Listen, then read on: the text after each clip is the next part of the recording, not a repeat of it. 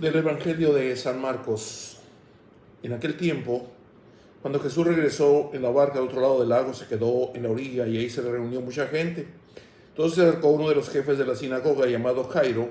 Al ver a Jesús, se echó a sus pies y le suplicaba con insistencia: mi hija está agonizando. Al ver, ven y poner las manos para que se cure y viva. Jesús se fue con él y mucha gente lo seguía y lo apretujaba. Entre la gente había una mujer que padecía flujo de sangre de hacía 12 años, había sufrido mucho a manos de los médicos y había gastado en eso toda su fortuna, pero en vez de mejorar había empeorado. Oyó hablar de Jesús, vino, se le acercó por detrás entre la gente y le tocó el manto, pensando que con solo tocarle el vestido se curaría. Inmediatamente se le secó la fuente de su hemorragia y sintió que su cuerpo que estaba curado. Jesús notó al instante una fuerza curativa, había salido de él y se volvió hacia la gente y les preguntó: ¿quién ha tocado mi manto? Sus discípulos le contestaron: ¿estás viendo cómo te empuja la gente y todavía preguntas quién me ha tocado? Pero él seguía mirando alrededor para descubrir quién había sido.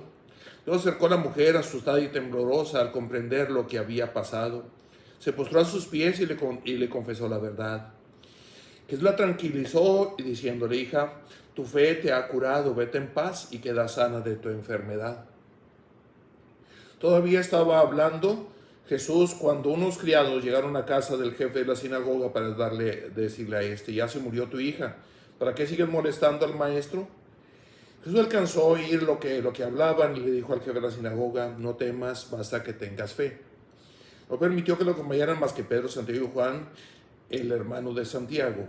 Al llegar a la casa del jefe de la sinagoga, vio Jesús el alboroto de la gente y oyó los llantos y los gritos que daban. Pero les dijo: ¿qué significa tanto llanto y alboroto? La niña no está muerta, está dormida. Y se reían de él.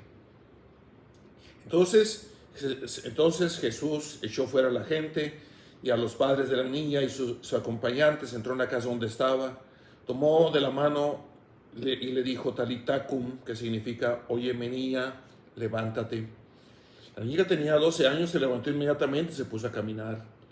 Todos se quedaron asombrados. Jesús les ordenó severamente que no dijeran a nadie y les mandó que le dieran de comer a la niña.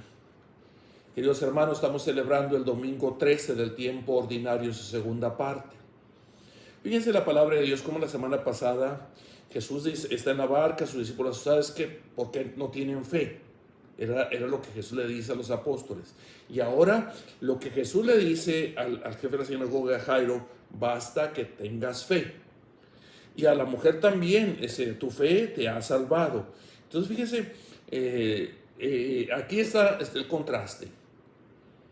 El tener fe, el abandonarnos en Dios, el saber que somos de Dios. A Dios tendemos toda nuestra vida, ponemos en Dios nuestra vida, y ahí es donde Él actúa en cada uno de nosotros. Leyendo la palabra de Dios de este domingo 13 del tiempo ordinario, dije: bueno, voy a meditar en esto de la fe. Pero luego en esta semana fui a ver un enfermo.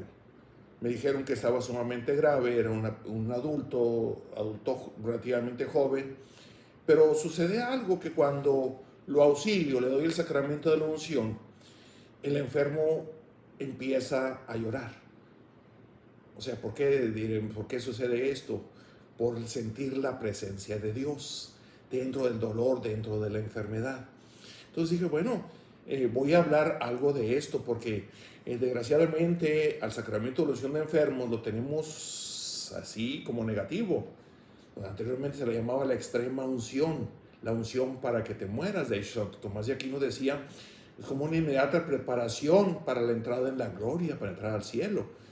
Y resulta que en el proyecto de Dios no es eso, mis hermanos. Dice la carta del apóstol Santiago 5:14: ¿está algún enfermo entre ustedes? Que llamen a los presbíteros de la iglesia para que oren por él, le unja con aceite, invocando al Señor. La oración hecha con fe le hará al Señor el Señor a que se levante, y si tiene pecado se le perdonarán. Fíjate cómo Santiago nos da una descripción del sacramento de la unción de enfermos, y en ningún momento viene ahí la cuestión de la muerte. Llama a los presbíteros para que oren, lo unja con aceite, porque al Señor la oración hecha con fe dará la salud al enfermo, y el Señor hará que se levante. Fíjate, es la obra de Dios la que se realiza en el sacramento de la unción de enfermos. Entonces, eso que se decía, inmediata preparación para la entrada en la gloria, pues no va al proyecto de Dios, porque Dios es el Dios de la vida. Claro, si a alguien, algún cristiano, ya está en artículo de muerte, se le da la unción de enfermos y muere. Pero mis hermanos, ¿qué más que morir en la paz de Dios? Esa persona que yo le estoy remitiendo empezó a llorar porque empezó a sentir esa paz de Dios, esa presencia de Dios, esa presencia de la iglesia con él en su cama de enfermedad, su cama de sufrimiento, mis hermanos. Entonces el sacramento de la unción realmente es manifestar la cercanía de la iglesia, la cercanía de Dios, el Dios de la vida. Por eso, ¿qué es lo que se espera cuando se administra la unción de enfermos? Pues la fortaleza, que Dios dé la fortaleza para que ese enfermo luche contra su enfermedad, y si en el proyecto de Dios está que sane para que siga su vida, ese enfermo sanará y seguirá su vida para la gloria de Dios.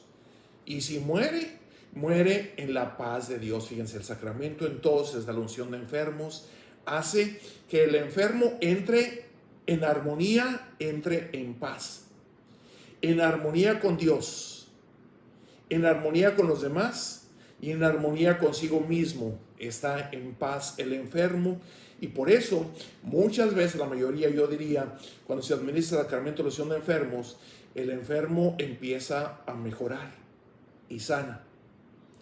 No es porque, dice la gente, el Padre hace milagros. No, nada que ver. Los milagros los hace Dios, fíjate bien. Y es el efecto del sacramento de la unción de enfermos, la salud del enfermo. Fíjate, es el primero los efectos. Salud del enfermo y el Señor a que se levante. O sea, para que siga su vida, para que luche, siga adelante siempre en su vida. Entonces, mis hermanos, ¿qué recomendación te doy con esta lectura hermosa, estos dos casos de enfermos? Que confiemos en Dios, no veamos la enfermedad como un castigo de Dios o como una consecuencia del pecado. ¿Quién pecó? Él o sus padres para que esté así de esta manera. No. La enfermedad no es consecuencia del pecado.